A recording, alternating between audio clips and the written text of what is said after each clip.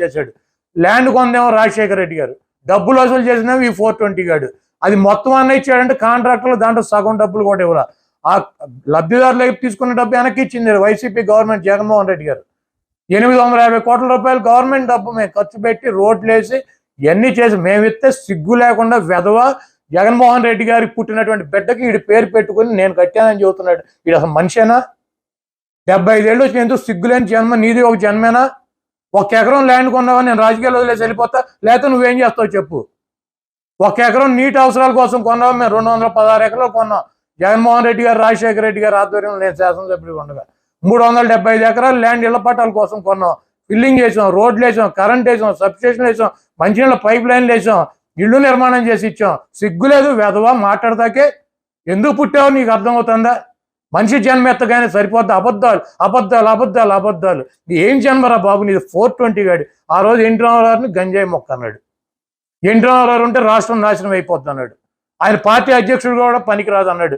ఈ ప్రాంతంలో పుట్టినటువంటి గుడివాడ, గన్నవరం, పామర్రు, పెడన, అవినిగడ్డ, మచిలీపట్నం, పెనంలూరు, ఇటు పక్కన దెందులూరు, ఏలూరు, కైకులూరు 10 నియోజకవర్గాల నుంచి జనాన్ని గ్యాదర్ చేసి ఒక 5,000 మంది కుర్చీలు వేసి ఒక 2-3 వేల మందికి పనికిరానటువంటి 420 ఉపన్యాసాలు చెప్పి వెళ్ళినటువంటి 420 గడివి దొంగవే, చీటర్వే నువ్వు.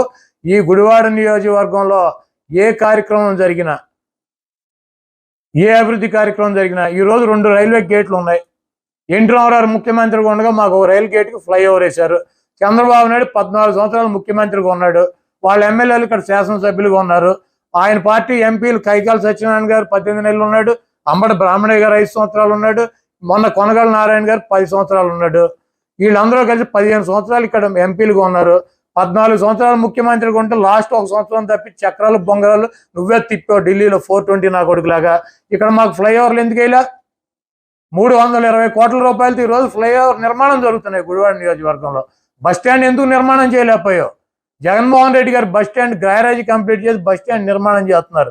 25 కోట్ల రూపాయలతో హాస్పిటల్ బిల్డింగులు నిర్మాణం చేసి జాతికి అంకితం చేసాం. ఈ రోజు అనేకమైనటువంటి రోడ్లు వేసాం. దాదాపు 300 కోట్ల రూపాయలు తీసుకొచ్చి రోడ్లు వేసాం. ఇంకా 100, 150, 200 కోట్ల రోడ్ల అవసరాలకు ఉన్నాయి. ఆ రోడ్లు తప్పించి ఇంకా గుడివాడ నియోజకవర్గంలో నిర్మాణం చేయడానికి ఎటువంటి కార్యక్రమాల్లో డీబీటీ స్కీముల కింద 2,000 కోట్ల రూపాయలు ప్రభుత్వం నుంచి ఇచ్చాం. ఇళ్లకు 1,200 కోట్ల రూపాయలు ఇచ్చాం. ఫ్లైఓవర్లకు 300 కోట్ల రూపాయలు ఇచ్చాం. బస్టాండ్కి 25 కోట్ల రూపాయలు, హాస్పిటల్కి 25 కోట్ల రూపాయలు, 300 కోట్ల రూపాయలతో రోడ్లు నిర్మించాం. దాదాపు 2,000 కోట్ల రూపాయలు తీసుకొచ్చి అనేక సంక్షేమ అభివృద్ధి కార్యక్రమాలు చేసినటువంటి ఘనత జగన్మోహన్ రెడ్డి గారిది మాది. నీ 420 మాటలో, నీ దొంగ మాటలో 14 ఏళ్ళు ఎవరి సంఖ్య నాకు ఎవరా నువ్వు? ఎందుకు వేయలేవు ఫ్లైఓవర్లో? ఎందుకు 1 ఎకరం ల్యాండ్ కొనలేకపోయావు? పేదలకు ఇళ్ళు ఇవ్వటానికి ఎందుకు హాస్పిటల్ నిర్మాణం చేయలేకపోయావు? ఎందుకు బస్టాండ్ నిర్మాణం చేయలేకపోయావు? ఎందుకు కాలువలకి రివిట్మెంట్ వాల్స్ ఎందుకు కట్టలేకపోయావు? రోడ్ల నిర్మాణం ఎందుకు చేయలేకపోయావు? 14 సంవత్సరాల్లో చేయలేనటువంటి సవటవే, దద్దమ్మవే, సన్నాసివే. మళ్ళీ ఇప్పుడు నువ్వు గెలిపిస్తే గుడివాడ గురించి నువ్వు చేస్తావా? టిట్కోళ్ళు నీ బాబు కట్టించాడా కబ్జూర్ నాయుడు గారు? టిట్కో ఇళ్ళు స్థలం కొంద రాజశేఖర రెడ్డి గారు ఇక్కడ ఉన్నటువంటి లబ్ధిదారుల దగ్గర డబ్బులు వసూలు చేశాడు 80 కోట్ల రూపాయలు.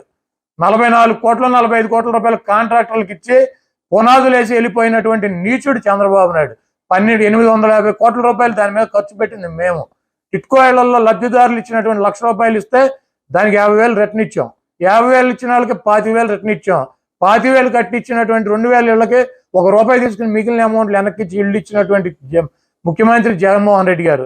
నువ్వు కనీసం అక్కడ 8,992 ఇళ్ళు మొదలు పెడతానని ఫస్ట్ ఫేజ్ అని చెప్పి దొంగ మాటలు చెప్పి 420 నా కొడుకులాగా 3,400 ఇళ్ళు పునాదులేసి 1,200 ఇళ్ళు 20% పైన కట్టాడు.